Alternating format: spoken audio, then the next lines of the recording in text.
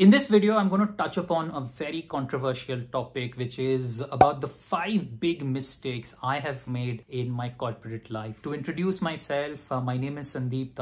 I have 14 years of leadership experience in consulting and FMCG.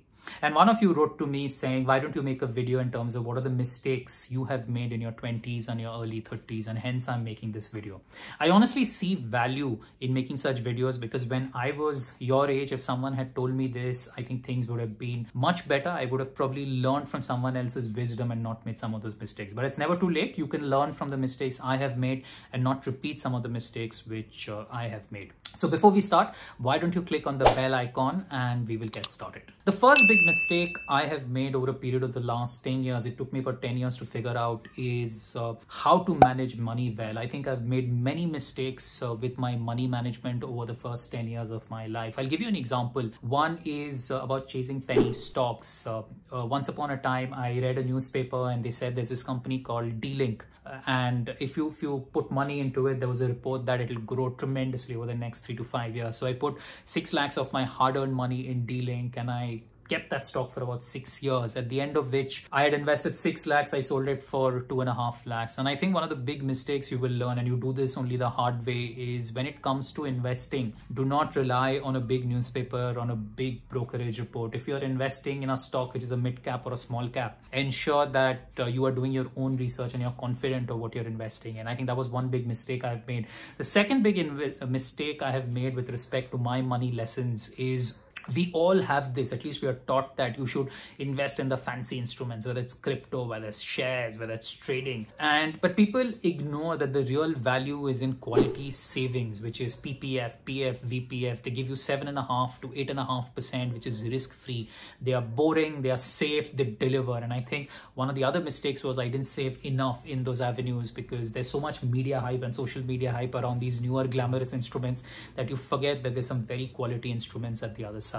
The third big mistake with respect to managing my money is I had too many credit cards in my 20s. And I think because each credit card is a matter of a status symbol. So every year you'll have a new credit card with new benefits. And at that age, you like to keep those status symbols. So I had 3 to 4 credit cards and it becomes a mess managing them, managing the accounts, managing the payments. It takes away a lot of mental bandwidth. So these are 3 big mistakes I had made with respect to managing money. Now I'll make a separate video completely in terms of how you can avoid making a comprehensive list of money mistakes, but this is just to get you started. The second mistake is something which I had made and I regret, is not making your personal brand. What I mean by that is the families that we come from, a lot of families that we come from, I'm sure even for you, that we do not talk about our achievements or we do not showcase our achievements in public. The common understanding is do your work and the world will take care of itself. And I think it doesn't work, because in one line, if you cannot market yourself,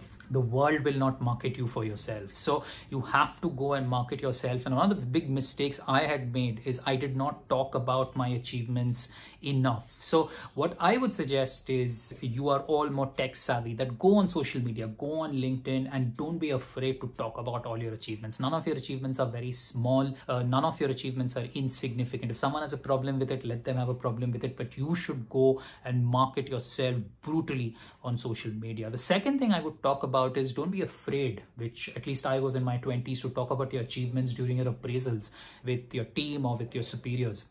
It's very important that you showcase your full set of achievements in your appraisal discussions in your company, add numbers, add evidence, and do not be shy when writing about your contribution when you're going through some of your appraisals. And the third thing I would talk about with respect to personal brand is, even in the ecosystem you operate in, whether it's your industry or on social media, do take a lot of these sessions like webinars where you come across as an expert, where you can share knowledge so people know that you are the expert in such a topic. I never used to do it because I always had this feeling that maybe this is amounting to showing off. But honestly, again, remember the line, if you do not market yourself, the world will not market you for yourself. The third thing is, the third mistake I've made as I look back is not learning every day.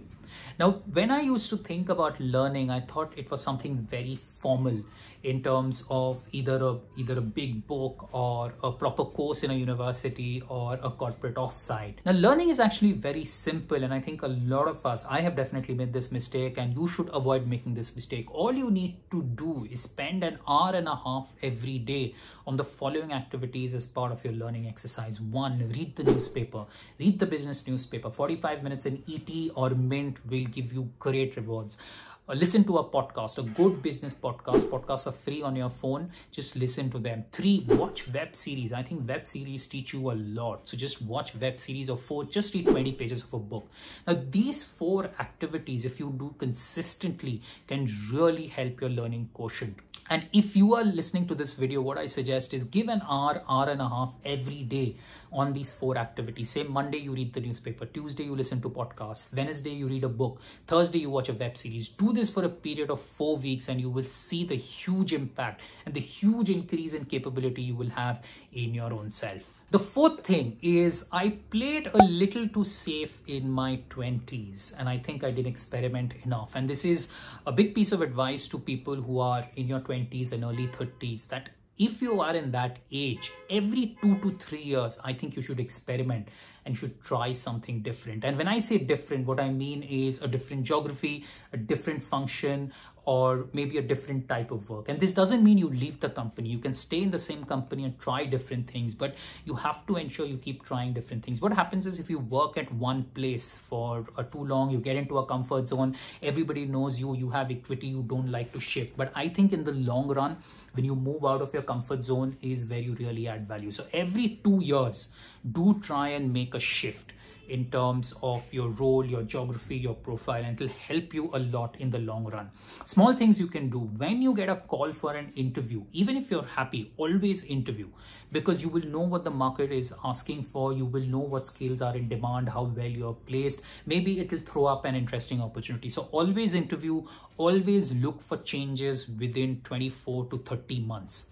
Now, this doesn't mean you need to leave your job. You can get those changes even in the current place that you work. The point I'll caution is do not change too many jobs also. If you job hop too much, say 1 year you're changing a job, 1.5 years you're changing a job, that also looks bad on your resume. But every 2.5 years, you should definitely get a shift in terms of profile, skill set, or geography. The final regret I have is listening to people in my inner circle. Now, all of us have all these critics we have in life. It can be a neighbor, it can be a friend, it can be a relative, it can be a classmate, and typically they just criticize whatever you do.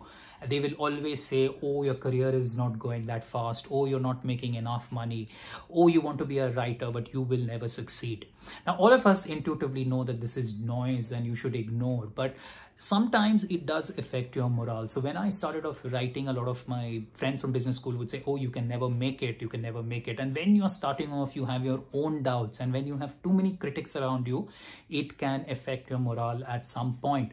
But I did keep writing, and my book, Hacks for Life and Career, turned out to be an out-and-out bestseller. So here is my suggestion in terms of how to keep the noise out of your life. And no matter how much you ignore this, it will affect you at such point. At some point, it will get to your mind. So this is what I recommend. There are 5% of people who will create 80% of the noise in your life. So 5% of your people, meaning neighbors, relatives, friends, batchmates, just ignore them. Just delete them from your life. So block them on social media. Do not take their calls. Do not respond to their messages. Do not meet them. And do this for a period of 2 to 3 months, and you will see your entire mind space opening up, and all that positive energy you have, you can focus on what you want to do. But do not hesitate to block people. I think that's the biggest regret I had, is I didn't block enough people in my 20s to free up my mind space. So here are the 5 big regrets I have from my corporate life. What are some of the mistakes you are already making when you hear about what I'm saying? Do drop them in the comments box, and I will reply to as many as I can as we move forward. But I hope you saw value in this video. I hope you will not repeat some of the mistakes which I have made, and hope you will avoid making these mistakes. So if you like this video, do subscribe to the channel, click on the bell icon. Until next time, take care.